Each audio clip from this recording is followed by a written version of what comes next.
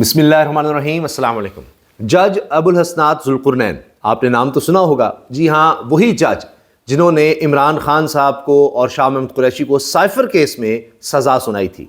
اور وہ معاملہ اب اسلام آباد ہائی کورٹ میں بھی ہے، اور اس میں سلمان صفدر صاحب، عمران خان صاحب کے وکیل، وہ دلائل بھی دے رہے ہیں۔ اب اس میں بہت سی چیزیں سامنے آئی ہیں سائفر کیس میں، اس کا بھی ذکر کرتے ہیں، لیکن جو اصل خبر میں نے آپ کے سامنے رکھنی ہے وہ یہ ہے کہ عمران خان صاحب کے ایک بہت ہی پر اعتماد اور با اعتماد کہنا چاہیے بلکہ جو ساتھی ہیں عامر مغل، اور اسلام آباد میں یہ ان لوگوں میں شامل ہیں کہ جب بھی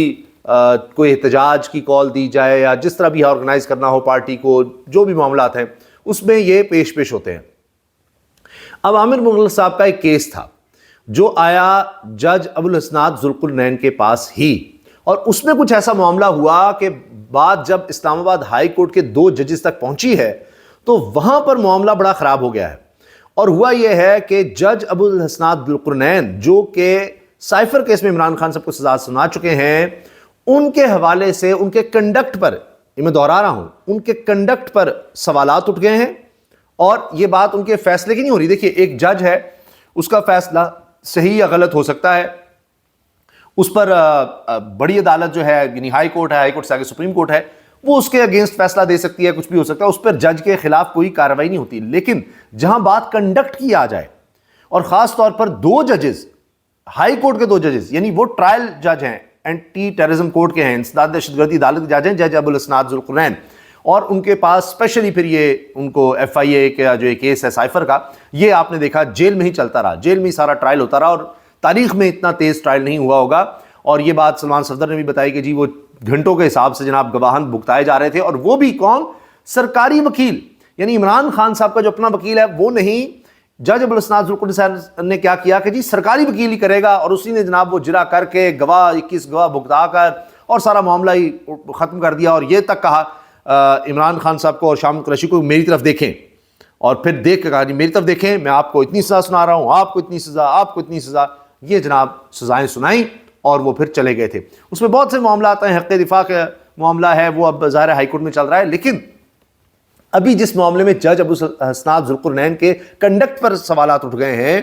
اور اگر کسی جج کے بارے میں یہ کہا جائے کہ آپ کا کنڈکٹ درست نہیں تھا، آپ کا یعنی کردار ٹھیک نہیں تھا، آپ کا انداز ٹھیک نہیں تھا، آپ نے یہ کیس صحیح طرح سے آپ نے چلایا نہیں، بنیاد خراب کر دی ہے، اور پھر اس کے بعد 2 ججز اسلام آباد ہائی کورٹ کے یہ کہہ دیں کہ جی اس کے تو کانسیکوینسز ہوں گے، جج کے بارے میں کانسیکوینسز ہو سکتے ہیں، جج ابوالحسنات ذوالقرنین کے حوالے سے بات ہو رہی ہے،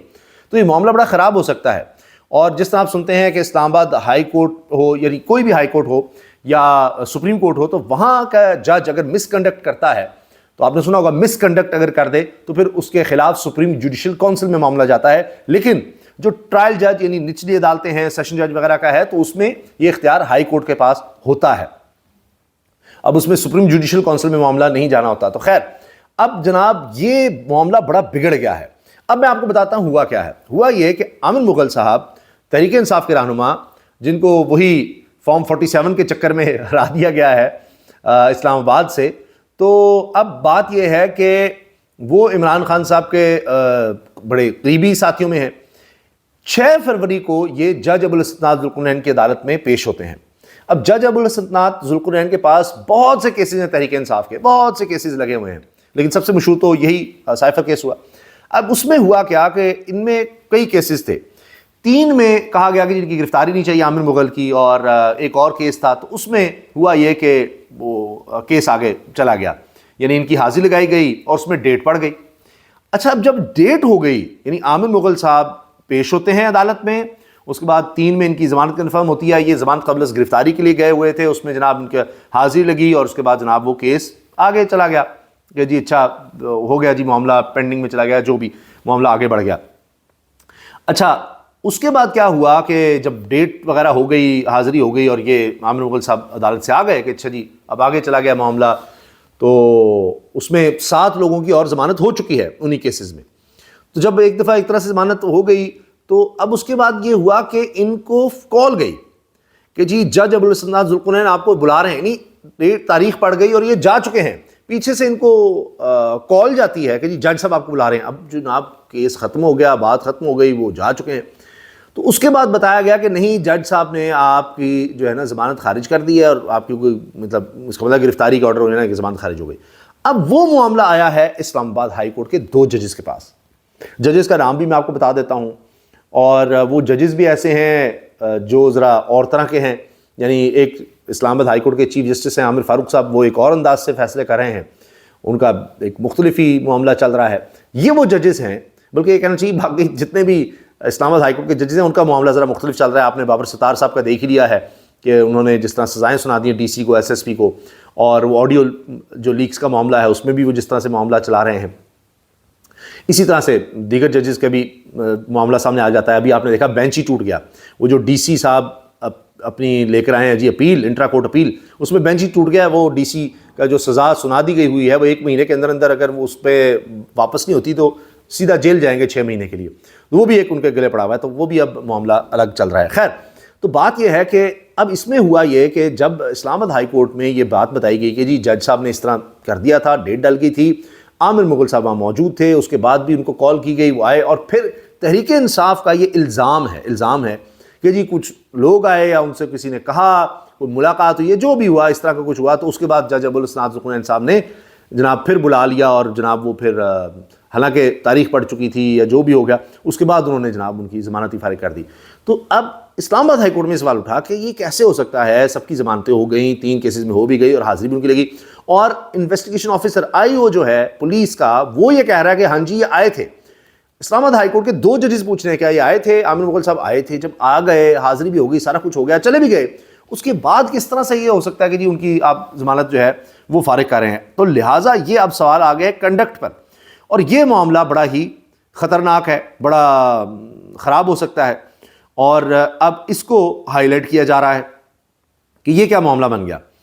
اچھا، اب میں آپ کے سامنے عرض کرتا ہوں کہ یہ 2 ججز کون ہیں کہ جو یہ بات کر رہے ہیں کہ جی یہ تو اب سارا معاملہ مس کنڈکٹ میں جا رہا ہے۔ ان میں جناب جسٹس میاں گل حسن اورنگزیب، جو کہ ویسے تو میاں نواز شریف کے حق میں فیصلے دے چکے ہیں، لیکن جب یہ تحریک انصاف کے حوالے سے کوئی فیصلہ دے دیتے ہیں تو ان کے اوپر نون لیگ جو ہے وہ چڑھ دوڑتی ہے، اچھا ان کے خلاف سوشل میڈیا پہ کیمپین شروع ہو جاتی ہے، وہی میاں گل حسن اورنگزیب ہے۔ اور جسٹس ارباب محمد طاہر صاحب، ٹھیک ہے، یہ جو ہیں یہ اس بینچ کو سن رہے ہیں۔ اچھا، اب یہ جو 2 رکنی بینچ اس میں جسٹس ارباب محمد طاہر صاحب کا بتا دوں کہ بشارت راجہ صاحب کے بھائی کو جو رات گئے تک ان کو بازیاب کروایا تھا، تو وہ یہی جج صاحب تھے، انہوں نے عدالت لگائی رکھی، میرا خیال ہے 3 یا 5 دفعہ انہوں نے وقفہ دیا کہ اچھا 1-2 گھنٹے کا اور وقت دے رہے ہیں، ان کو لے کر آئیں۔ تو یہ وہ جج ہیں جو ڈٹ جائیں تو پھر جناب یہ ہو سکتا ہے، آئین اور قانون پر عمل درآمد ہو سکتا ہے۔ تو یہ وہ 2 ججز ہیں جنہوں نے کہا ہے کہ اچھا پھر یہ کیسے ہے کہ جی جب ضمانت منظور ہو چکی ہے 7 لوگوں کی، تو ان کی ضمانت خارج کیسے ہو سکتی ہے؟ اور اس پر جج صاحب نے کہا کہ اس کیس میں تفصیلی فیصلہ ہم دیں گے، کیونکہ اس کیس میں جج کا جو کنڈکٹ ہے اس پر سوال اٹھتے ہیں، اور قانون کے مطابق ایک بندہ عدالت آتا ہے، اس پیشی لگا کر چلا جاتا ہے، تو پھر اس کی ضمانت خارج کر کے گرفتاری آرڈر کیسے کیا جا سکتا ہے؟ وہ آیا، اس کی حاضری ہو گئی، سارا کچھ ہو گیا، آرڈر ہو گیا، اس کے بعد اس کی گرفتاری کا کیسے؟ تو یہ معاملہ بڑا بگڑتا نظر آ رہا ہے، اور اس میں اب میں نے آپ سے عرض کیا نا کہ یہ کنڈکٹ کا سوال اور کانسیکوینسز کہا جا رہا ہے۔ اس میں پی ٹی آئی کے جو وکلاء ہیں شعیب شاہین اور نیاز اللہ نیازی، انہوں نے دلائل دیے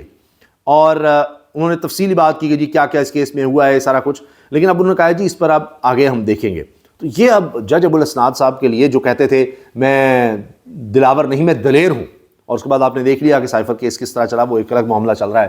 سب کے سامنے ہے۔ تو وہ ہمایوں دلاور بھی آپ کو یاد ہوں گے کہ جنہوں نے سب سے پہلے عمران خان صاحب کو سزا سنائی تھی،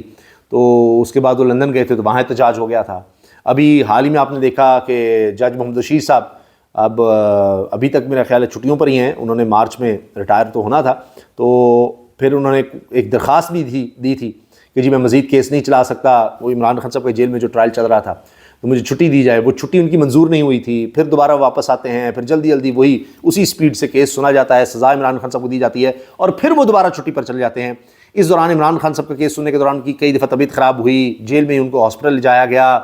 بے ہوشی ٹائپ کہا جاتا ہے، وہ بے ہوش سے ہو گئے، کبھی گھبرائے ہوئے، کبھی ادھر جاتے تھے، کچھ سمجھ نہیں آ رہی تھی، اور آخرکار پھر جب عمران خان صاحب کے خلاف فیصلہ سنا دیا گیا، پھر ان کی چھٹی منظور ہوئی، اور اس کے بعد یہ کہا گیا کہ جی ایک اور توشہ خانہ کا کیس ہے وہ بھی سن لیں، لیکن انہوں نے کہا جی بس اب میں نہیں کر سکتا اس پر۔ اسد طور جو گرفتار ہیں اور مزید 2 روز کا جسمانی ریمانڈ میرا خیال دے دیا گیا ہے، شاید 10 دن کا وہ ہو گیا ہے، وہ چل ہی رہا ہے، ریمانڈ چلتا ہی چلا جا رہا ہے، تو اس پر بھی بہت زیادہ کرٹیسزم ہو رہا ہے کہ یہ کیا ہو رہا ہے۔ تو اسد طور نے اپنے ویلاگ میں شاید اس چیز کا ذکر کیا تھا، بلکہ یقیناً کیا تھا، مجھے یاد آ گیا کہ جی وہ جج جو ہیں محمد بشیر وہ بڑے پریشان ہیں، وہ کہتے ہیں کہ جی میں کیا کروں، میں اللہ کو کیا منہ دکھاؤں گا، تو بس اب مجھے چھوڑ دیں۔ میں کوئی قریبی ان کے ذرائع سے انہوں نے بات کیا کہ بس میں اور نہیں مزید کوئی کیس سننا چاہتا تھا، بس جو ہو گیا سو ہو گیا۔ تو اچھا اب یہ بات جج محمد بشیر کا میں نے آپ کو بتا دیا۔ اچھا پھر ایک آپ دیکھیں کہ یہ میں آپ کو بتا رہا ہوں کہ کیا کیا عمران خان صاحب کے کیسز میں ہوتا رہا۔ آج اگر دیکھیں تو بھٹو کیس آتا ہے، ذوالفقار علی بھٹو کیس میں اب سپریم کورٹ کا لارجر بینچ کہتا ہے جی وہ فیئر ٹرائل نہیں ملا ذوالفقار علی بھٹو کو، یعنی 50 سال لگ بھگ ہو گئے ہیں، 50 سال بعد سپریم کورٹ کہتی فیئر ٹرائل نہیں ذوالفقار علی بھٹو کو ملا، لیکن سزا تو ہو گئی،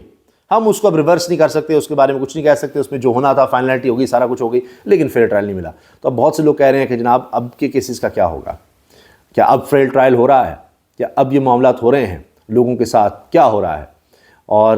کیا آج انسانی حقوق کی پامالی نہیں ہو رہی، تو کیا ان کے لیے بھی اب 50 سال انتظار کرنا پڑے گا جو اب ہو رہے ہیں فیصلے کہ جناب حق دفاعی ختم ہو رہا ہے، دن رات جیلوں میں عدالتیں لگ رہی ہیں اور وکیل بھی نہیں پیش ہونے دیا جاتا، سرکاری وکیل کو ہی کہہ دیا جاتا ہے، یعنی سرکاری وکیل تعینات کر کے اور وہی جناب جرا کر کے، اور کئی سوال اس نے ادھر کیے ادھر کیے، کوئی تیاری نہیں، کچھ نہیں ہے، بس 21 گواہ ہوئے اور جناب سزا سنا دی۔ تو یہ بھی ایک بحث چل رہی ہے اور جو کورٹ رپورٹرز میں بات کر رہے ہیں۔ اچھا اس میں آپ یہ دیکھیں کہ میں نے آپ سے عرض کیا جس طرح محمد دلاور کا تھا، یہ محمد بشیر کا میں نے بتایا، جو ابوالحسنات ذوالقرنین نے ان کا تو معاملہ آپ کے سامنے اب آ گیا ہے۔ اس کے ساتھ اب میں عرض کر دوں کہ کچھ اور معاملات بھی رہے ہیں۔ جج ارشد ملک مرحوم اللہ علیہ مغفرت فرمائے، تو جنہوں نے جو فیصلہ دیا میاں نواز شریف کے خلاف، ایک فیصلہ انہوں نے حق میں بھی دیا تھا، پھر ہوا یہ کہ وہ ویڈیو ان کی سامنے آ گئی، مریم صاحب نے کہا جی میرے پاس ویڈیو ہیں، اور وہ سارا وہ ناصر صاحب وہ سارے آئے اور وہ کیا کچھ ہوا، وہی ناصر صاحب کہ جن کے خلاف قتل کے مقدمات تھے اور ان کی گرفتاری مطلوب تھی، لیکن وہ جلسوں میں بھی شریک ہوتے رہے۔ تو خیر کہانی کہیں اور چلے جائے گی۔ ارشد ملک صاحب جو ہیں مرحوم، ان کا بیان حلفی بھی آیا تھا کہ جی مجھے رشوت کی بھی آفر کی گئی، مجھے دھمکیاں بھی دی گئیں، مدینہ شریف میں مجھے کہا گیا کہ تمہیں باہر بھیج دیں گے تمہارے بچوں کو بھی، اور یہ وہ، یعنی میاں نواز شریف کے حق میں فیصلے دو تو دیکھو کیا ہوتا ہے۔ اور کہتے ہیں میں نے ایک حق میں بھی فیصلہ دیا ہے، ایک خلاف دیا تو یہ سارا کچھ ہو گیا، اور وہ آڈیو لیک آ گئی، ویڈیو بلکہ وہ سارا کچھ ہو گیا، اور یہ وہ دنیا میں نہیں رہے، کافی پریشر آیا۔ تو ایک اور اسی طرح سے جج صاحب تھے، وہ بھی اب دنیا میں نہیں رہے، وہ ہائی کورٹ کے جج تھے، تو میں اس لیے نام ان کا نہیں رہا کہ دنیا سے چلے گئے، اللہ ان کی مغفرت فرمائے۔ ان کی بھی آڈیو لیک آئی تھی، اور اس میں کیا تھا کہ ایک میں آج کے وزیر اعظم، زبردستی کے وزیر اعظم جناب شہباز شریف صاحب وہ بات کر رہے ہیں کہ جی میاں صاحب کہہ رہے ہیں کہ ان کو یہ سزا دے دو یہ، اور وہ جج صاحب کہتے ہیں جی ٹھیک ہے جی ان کو فلاں کے کیس دیکھنا ہے، اچھا وہ ٹھیک ہے ہو گیا جی ہو گیا، میاں صاحب نے کہہ دیا، میاں نواز شریف نے ہو گیا جی۔ اسی طرح ایک اور ان کی آڈیو لیک ہوئی تھی، وہ سرونگ جج تھے اس وقت ہائی کورٹ کے، اور کہ جی وہ احتساب کے کرتا دھرتا ہوتے تھے، اور اس میں اس وقت میاں نواز شریف بڑے قریبی تھے، حتیٰ کہ ان کی بیٹی کی شادی بھی ہوئی تھی جنید صفدر سے، پھر وہ ظاہر ہے وہ معاملہ طلاق پر چلا گیا۔ تو اب قطر میں شاید ان کا بزنس بھی ہے۔ تو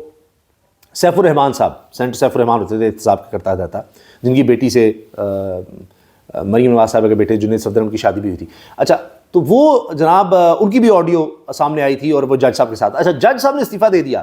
کہ جی وہ آڈیو میں کہہ رہے تھے یہ سزا دو ایسے دو ایسے دو، یہ چاہتے ہیں، جج صاحب نے کہا ٹھیک ہے ٹھیک ہے۔ تو یہ لوگ کس طرح سے فون کرو یہ کرو وہ کرو، اب جج ارشد ملک کا بھی معاملہ سارا سامنے تھا، کس طرح سے فیصلے اپنے مخالفین کے خلاف دلواتے رہے ہیں۔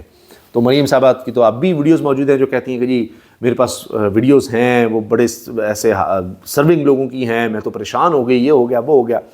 تو بہت کچھ رہا ہے جی ہمارے ہاں ججز کے حوالے سے، اور بڑا کچھ ہوتا رہا ہے۔ بہرحال اب یہ ایک انوکھا معاملہ سامنے آ گیا ہے، اب دیکھتے ہیں کہ اس کو آگے کس طرح سے بڑھایا جاتا ہے، کیونکہ اب اس میں لگ رہا ہے کہ جج ابوالحسنات ذوالقرنین کے کنڈکٹ پر سوال آ گیا ہے، اور ججز کہہ رہے ہیں اس کے کانسیکوینسز ہوں گے۔ تو یہ معاملہ تو اب